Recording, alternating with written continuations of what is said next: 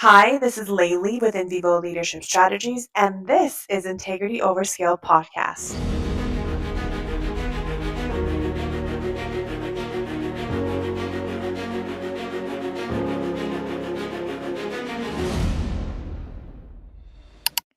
Alex, thank you so much for coming on this podcast, Integrity Over Scale. So glad to have you here. Yeah, thanks for the invitation. I'm super excited to be here. So I got to spend some time with you one-on-one and got to know your business. And I would love to just go right into what you do. So tell me what you do. Yeah, absolutely. So I'm a posture therapist. I'm trained in the Egoscue method. So Egoscue-certified through Institute.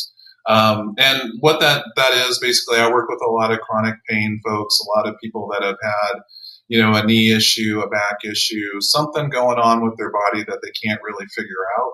They've maybe tried a lot of different things, and the approach is rather simple. It's a posture-based therapy approach where I analyze their standing posture and also posture as they're moving, and the muscles position our bones. Muscles move bones. It's not the other way around.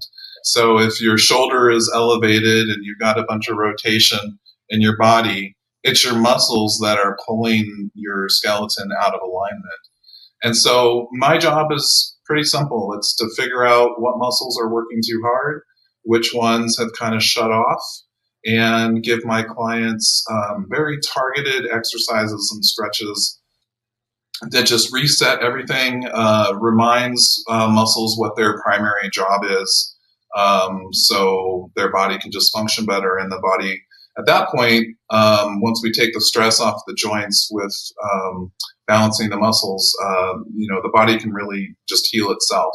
The body is an incredible thing, but if it's not in the right position, it's not going to be able to function properly. I have to tell you, ever since we've met, I had the pleasure of hearing your presentation about what you do. And during the presentation, all I could do was like sit straight. And you brought awareness to my body, and it was cracking me up, which I'm sure you do every time you present. People are just sitting and like straightened up as they're listening to you. Yeah, I get a kick out of it every time. I just meet somebody on the street and they're like, "Oh, what do you do?" And I immediately see them pull their shoulders back, try to get taller. It's pretty hilarious. But that's a great thing that you bring up. Good posture isn't about thinking about how I should be standing or sitting or moving. It's about your body knowing how to do that without your brain really being involved. Now, it does help. It's great if you catch yourself, if you start getting intense on, really intense on, something on your laptop, and you find yourself kind of starting to get curved down and rolled forward. It's great to catch yourself in those moments. But if you look at, say, a 4-year-old who's sitting on the floor, they're not going to be curled up in a ball. They're going to be sitting up nice and tall with a perfect S curve of their spine. And it's not like they're listening to their parents. "Oh, mommy says I need to sit up tall so I don't have, degenerative disc issues when I'm, 35. Like, that's not what's happening. Their body just hasn't been screwed up yet by screens and lack of mobility, and just kind of the environment that we unfortunately live in today. Technology is a great thing, but it also comes with some side effects, and poor posture and body function is definitely one of those things. This is why I love your story and what brought you into a leadership role. So, Alex, can you walk me through how you got to where you are today in your leadership role? Yeah, I mean, you want to go back to my previous career and how that kind of brought me to what I'm doing I today? would love it. I would love it if you take us into that journey. Sure, sure. I mean, well, it all actually started senior year in college. My girlfriend and I, second semester senior year, had just started, and we're in upstate New York. We went to Cornell University, and she needed a new pair of shoes. And if you've ever been to Ithaca, it's an awesome town, but it's small, So we drove up to Syracuse to get to like a Foot Locker or something like that. And on the way home, I had been driving my car and I started to get sick. And so my girlfriend offered to drive. And so I'm just kind of like passed out in the passenger seat, fully reclined, no seatbelt on. And I happened to just wake up. I was kind of in and out of sleep. And I happened to just wake up and I noticed that it had started snowing. And I just remember having this thought in my head of like, it really stinks to drive alone in the snow. I better just get up and be present for my girlfriend so she doesn't have to go through this by herself. So I put my seat forward, I put my seatbelt on, and I'm not kidding. 30 seconds later, we're coming down a hill. We hit black ice at the bottom of the hill, and 50 miles an hour, we slam head on into a pickup truck. And the car was just destroyed. We both had very serious injuries. And my body was kind of damaged in a way that it took me decades to really fully understand all the things that had kind of happened to me physically during that, not to mention emotionally. But so I started working at Microsoft, about a year later, and my career was progressing nicely. I became a manager. Loved. I got such great satisfaction out of helping others grow and succeed. It's almost like that filled me up more than my own, achievements, which was a really cool feeling. So I was like, yeah, I really like doing this. But unfortunately, my body kind of continued to deteriorate. I had a horrible back pain and neck pain. There were days I couldn't get out of bed. I mean, it was really bad, horrible sciatica and a variety of different things. And so eventually, my wife and I were married years later, and I was kind of at the tail end of my Microsoft career. And after our second child was born, we had a conversation because I went back after a paternity leave and it was too much. It was too much emotionally, mentally, physically to kind of go through. It's a very competitive environment in the corporate world, especially Microsoft at that time. I'm assuming it still is.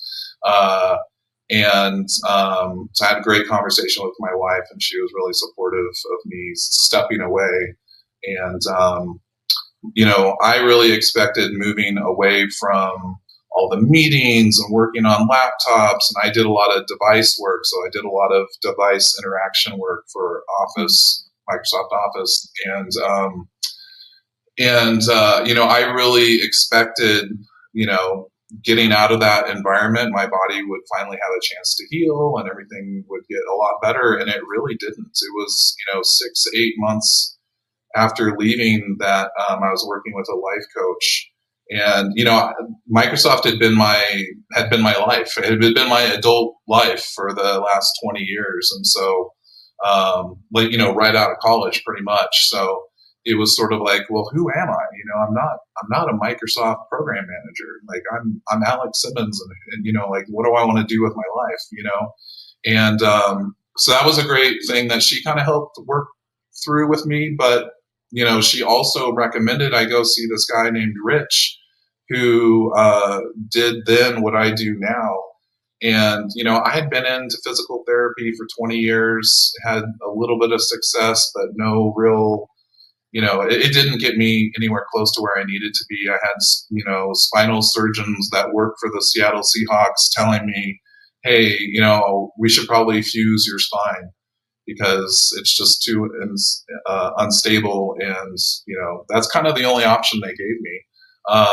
I was I was around 30 years old when they told me that, and I was like, then I didn't know what I knew now, but I'm so glad I didn't go that route, because spinal fusion, some people need it, but it limits what your spine can do. You literally have a portion of your spine that can't move anymore. And so other parts of your spine and body pay the price for that. So anyway, sorry, I got off tangent a little bit there, so I started working with Rich, a posture therapist, also an Egoscue-certified guy, and he, my very first visit with him, he gave me some really simple stuff, really simple exercises to do. He watched the way I was walking and said, let's try this. And I just remember, let's say I was at kind of like a level 7 pain when I went in. I was down to a level 5.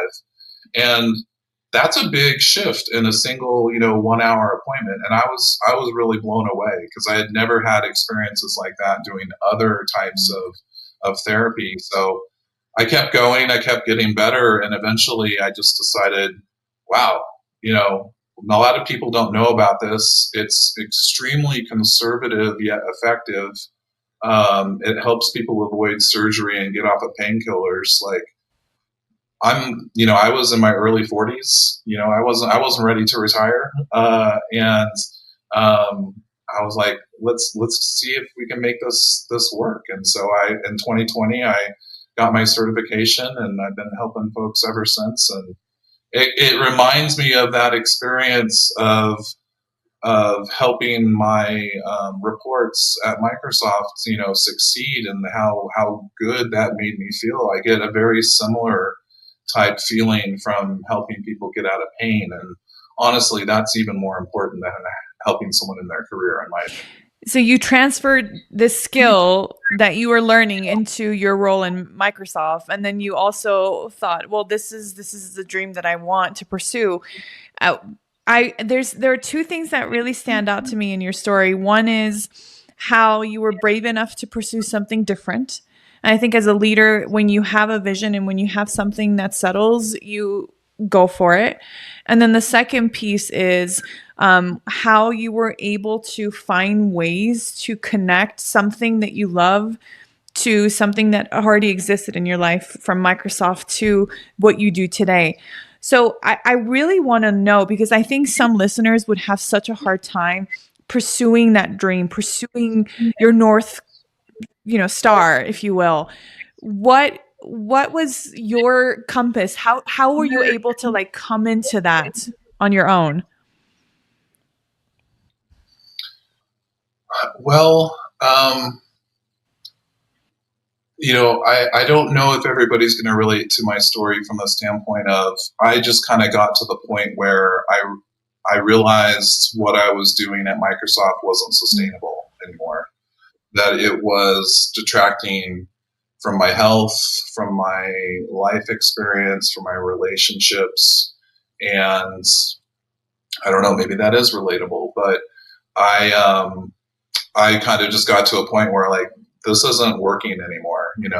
I've really enjoyed my time. I've accomplished some great things. I've had a lot of fun with a lot of great people, but it's time to look for a better fit for where I am now in my life. Mm-hmm.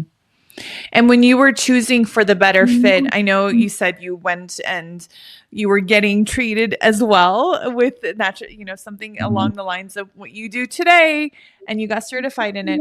What was that experience that was so intriguing that led you to your now profession?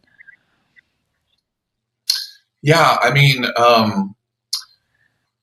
I had been to so many different kind of specialists and doctors and healers of a variety of different kinds. And,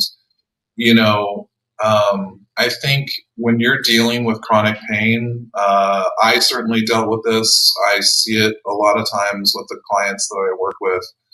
At some point, there's almost like this, I don't know if it's giving up, but it's sort of like acceptance of a state that because you've tried so many things, because you've gotten your hopes up and been disappointed,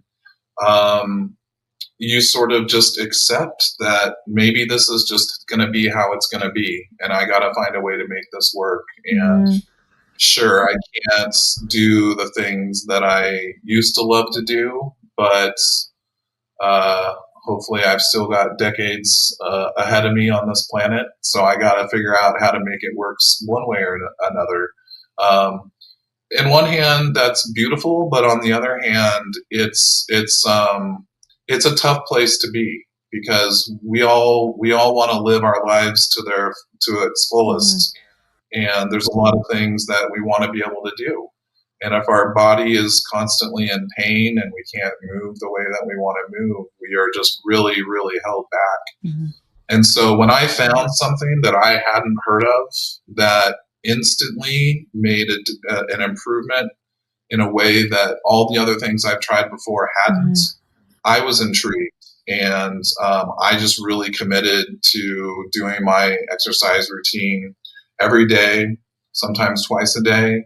And as I got better and better, it just became obvious that this is something that I learned about that now I feel almost an obligation to share with others. Because if I can get one person out of that kind of dark place that I found myself, then it's worth it. And I've been blessed to be able to help lots of people get out of that place. And so it's very motivating. Mm-hmm.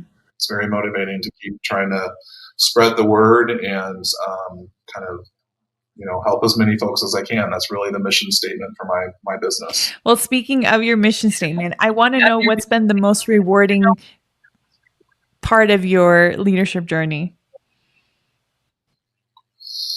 Well, I think leadership now looks a lot different than it did in my previous career. Leadership now, at least from a professional standpoint, it's leading my clients.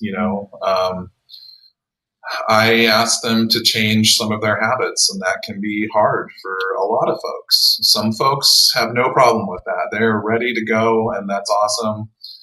Some people need extra encouragement. So certainly not like a talk therapist or a psychologist or anything like that, but you definitely have to be willing to go there to really understand what's holding someone back. What in their life are they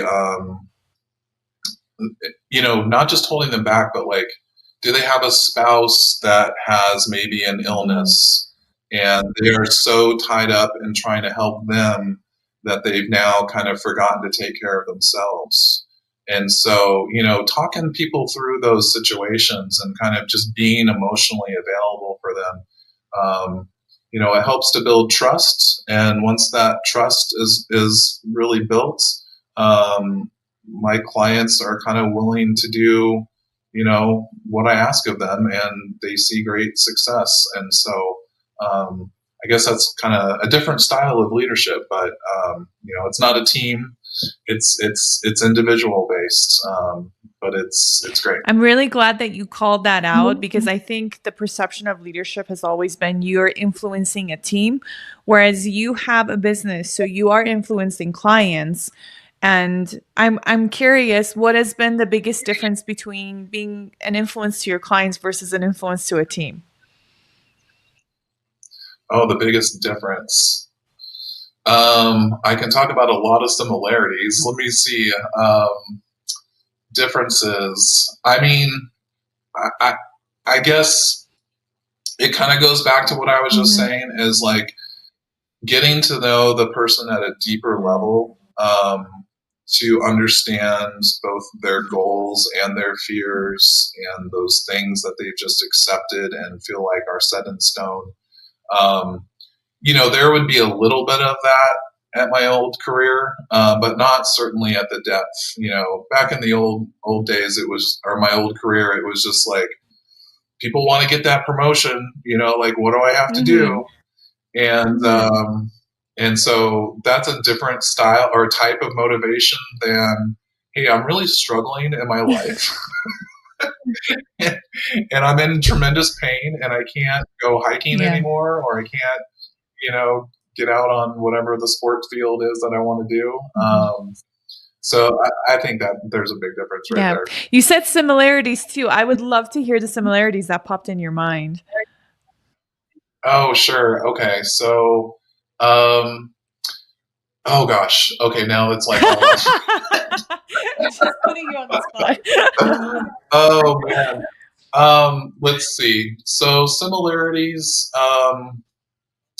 Okay. So I think the first one that really popped into my head was, around just everybody's a different person. You know, there are different personalities. There's different ways of connecting with people, and having both, you know, you need to be able to hear what they're saying, but you also need to respond and communicate back to them in a way that they're going to really hear you.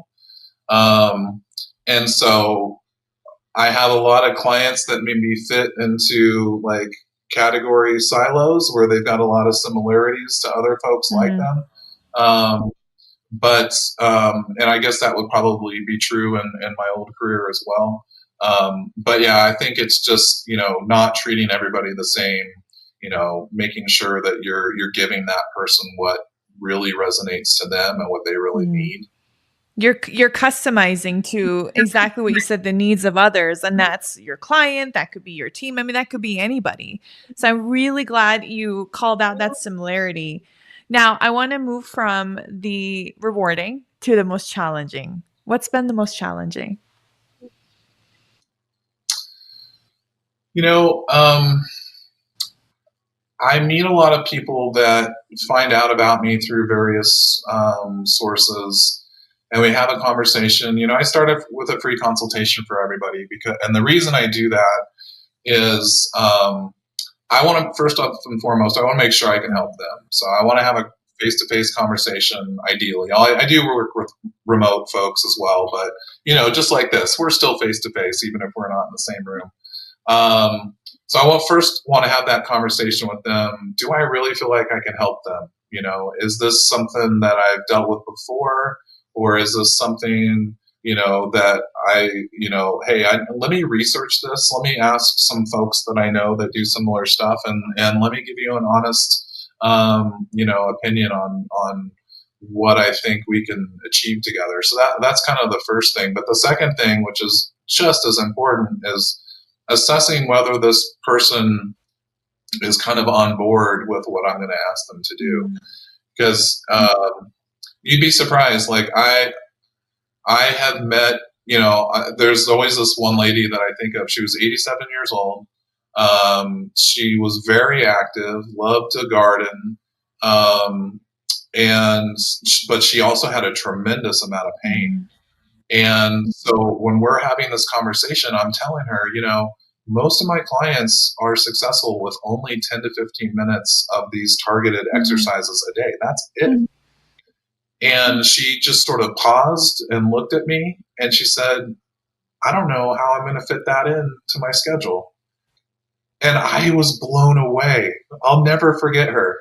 And I've had different forms of that conversation with folks. That was just the most like, bam, right in my face of like, wow, you know, you are in pain. You're doing great at 87. You're doing all this stuff. You've got all this, you know, social life and everything, but man, you can't find 10 minutes a day to take care of yourself. So like, it's good to have those conversations before they start paying any money, because I don't want either of us to waste their time. I don't want them to waste their money, but it breaks my heart that there's folks that just, for whatever reason, you know, can't find that time for themselves. And I just have to, you know, kind of accept that myself, because I don't push people. You know, this isn't going to work if I'm pushing. You got to be on board and committed to it. And yeah, so that can be a challenging one. Or maybe somebody's had a surgery that didn't go the way their doctor was hoping, and I'm like, man, I wish I could have talked to you, you know, 6 months ago, because there's a lot we could have done either to avoid that surgery or make that surgery more successful if you do actually need to have it done.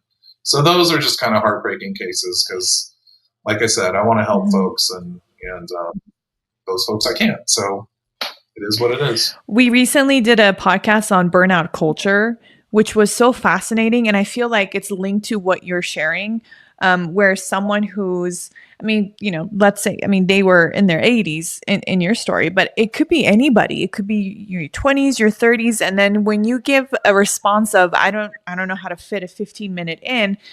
Now, as the lead, you know, executive coach, all I hear is, oh, you don't prioritize yourself. And so if you don't prioritize yourself, then you're not prioritizing other people, because if you're not taking care of yourself, that means you can't take care of other people very well. Has that been your experience Absolutely. as well? Oh, absolutely. Yeah, for sure. I've had numerous cases of folks that, like I was mentioning before, have Mm-hmm. a spouse who's ill, and their life becomes consumed on how to help their spouse, which is Mm-hmm. wonderful. But it's also, they could help they could help themselves, they can help their spouse more if they took, a little bit of time, whether it's doing my stuff, whether it's meditation, whether it's going for a walk outside, whatever it is, to take that time for yourself to make sure you're not burning out, because especially if you get through that situation and that doesn't end well for that spouse, coming out the other end where you are just completely drained, as opposed to a situation where you had been taking care of yourself. I don't have personal experience with that, but I have to imagine it would you do a lot better when things went wrong if you had been doing all the stuff to make sure you're not just dragging yourself through the mud. And this, it connects with a story that you mentioned that I hope you don't mind me pulling and asking you to say again, because I heard it just about a day ago. This is not Oh, about like someone who's 80 years old anymore. It's about integrity over scale. And I think the story with the ultra marathon runner that you mentioned is a good one, because yeah, that to me is yeah, integrity over scale. Because this person, and I would, if you can actually tell the story, that would be great. I will keep my mouth shut because you say it so sure. much better. Well, I'm not gonna name any names because I didn't get permission from him, but Yeah. just a guy in his Mm-hmm. 20s who a real extreme athlete, triathlons, um, 400-mile running races. I'm like, how does the human body even do that? But he also had very physical jobs. He's just that kind of personality. And he had been training really hard, doing all the crazy stuff that he does, and he had been dealing with sciatica in his Mm-hmm. 20s. Like that biking position and is really horrible for the back because everything is just curved forward. And then you got running, which is great, but it's also a lot of compressive stress that gets put on your vertebrae and the discs between them, and then that impacts the nerves coming out of the spine. So, anyways, he'd been trying a bunch of different things and very very slowly making Mm-hmm. progress. And in 1 week between his first session and his second session, again with kind of a 15-minute routine. Now he was hardcore, so he's doing it 2 or 3 times a day, which wasn't surprised at all from him and his personality. Um, he made a humongous, improvement in just 1 week. He went from like looking horribly painful when he's standing to standing up straight and Wow. having, big difference in his pain and also just and doing his other jobs. He's like, wow, I can push off on my calf and it doesn't hurt anymore. How'd you do that? Um, Pretty And awesome. it took a pause for someone. What a smart person to pause and think, what's the right thing for me in this moment? And it was to come visit with Yeah, you and work on pains that, for someone who's running and doing ultras, it's you need to pause and you need to figure it out before it gets worse. And I can totally yeah, relate to that because I do half marathons, and I think by my fourth one my knee started to hurt, and so I've completely slowed down until I'll see you soon. But it's such a great reminder when I hear stories like that, and especially in leadership. You think you have to go so fast, but sometimes that pause will give you that skill. You just have to go in integrity wise and think about what you're doing. Yeah. absolutely, absolutely. You can just get caught up in whatever your goals are, but then you forget about some of the things that maybe aren't as top of mind, but maybe they should be. And you push that to the side for long enough, and yeah, it's going to cause problems in your life one way or the Yeah. other. So I want to ask you a fun question. Let's say I want to ask you to be my mentor. If you could be a mentor to me, what would you advise me in my leadership?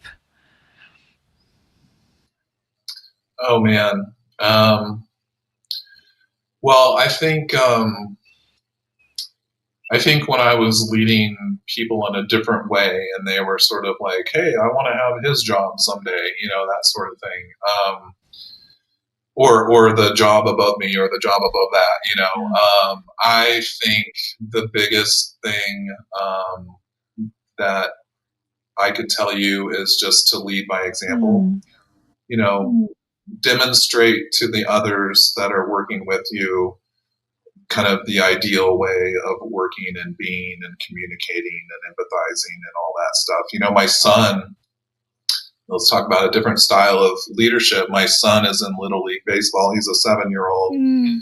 and he's doing really well. I've been throwing pitches to him since he was 2. So he's for a 7-year old, he's doing amazing. And he's on a team this year that, it's got a variety of skill sets, but I saw him kind of lobbing the ball, and then it bounces in the front, and then the person can't get it, and I'm like, go play the way that you know how to play, and hopefully your teammates will see that and try to play like you. Mm. You don't need to tell them to do it; just go do it. And I think when people see people performing at a high level in whatever it is, it gives them something to model themselves after. Of like, how can I do that? Like I see this person doing that thing, and it works really well. Like, is that something I could do? That's authentic leadership. You have done a tremendous job of teaching your son authentic leadership. That's amazing. I try. I don't know how well I'm succeeding, but I'm trying. Sounds like you're doing great. I have one last question for you because leadership is all about knowing yourself, knowing how to regulate your triggers, your emotions, so that you can show up as the best example, to your point, to provide good example. How has your leadership role shaped who you are, Alex? Well, I don't know if it shaped who I am, or if it was kind of the other way Mm. around. I think those two things are very closely intertwined. I think I've always been a person who, for better or worse, I'm always trying to do better. I'm always trying to optimize and think about like, how can I do this thing better? How, what am I trying to achieve here? But um, there are a lot of things like right now I have more weight on me than I would like, and so that's been kind of a side effect of a lot of things. But I think having that mentality of not giving up and always looking for, maybe that thing didn't work, but that doesn't mean that nothing's going to work. It's, like keep keep looking, keep trying to find the thing that's going to fit you and your personality the best to keep growing. Mhm. Because I think fundamentally we have to always be growing, or else I don't know, bad things happen. Yeah, I can totally relate to that in a way that even coming up with what I wanted to do and wanting to leave my corporate job was this is a risk and I need to be okay with failure, however and whenever whatever shape that comes through. So I think that's such a strong Yeah, message to learn to be in the uncomfortable all the time. man, that was so hard. That reminds me of the time when the growth mindset, started to get real Mhm. popular. Microsoft adopted that, and I was someone who liked to succeed and didn't like to fail because it felt inefficient to me. Um, does that make sense? It's like, oh man, I just spent all this Absolutely. time. I'm a Yeah, in the perfectionist, so moment. I can Yeah, totally relate to that. Yeah. Yeah. yeah, yeah, yeah, yeah. So I totally agree with you. You got to be afraid to make mistakes, or you can't be. Sorry, you can't be afraid to make mistakes. And again, that's something I try to teach my kids. But like I tell them, you got to learn from those mistakes, or else it's there's no benefit to making them. Um, yeah, Yeah, absolutely. it's really hard to let that part go. And it's the best leaders It is. I've met have just been phenomenal with sitting and being okay with rejection after rejection after rejection. They're still smiling, and I'm thinking, what are you? Are you crazy? You just got 100 rejections. Yeah, I know. Well, Alex, thank you for joining us. Something that I always tell my guests, because this is being vulnerable about leadership is tough, and leadership is not for the weak. So I'm so glad that leadership has picked you and that you are part of this journey. So thank you so much for joining us today. I appreciate it. Oh, my pleasure. Thank you so much for the kind words. And I love what you're doing here. Keep doing it. You're doing an awesome job as well. Thank you so much. All right. This is InVivo Leadership Strategies. Live your life in vivo, and I'll see you soon.